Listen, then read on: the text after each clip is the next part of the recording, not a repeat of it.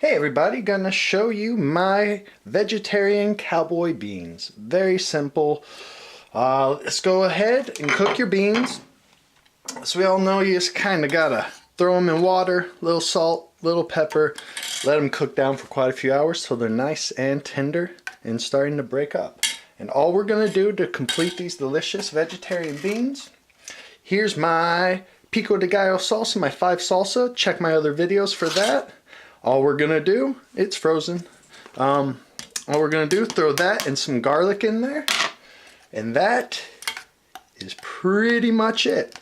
All that's gonna break down, melt down. And from here, gonna throw in just a little red pepper. Let's go. Oregano. Not a lot. Just a little bit to add some aromatics to it. And then the cumin. Go pretty heavy on the cumin. And that's it, folks. I'm gonna go ahead, just let this cook down for another 30 minutes ish, maybe a little bit longer. And from here you can go ahead, they're ready to go.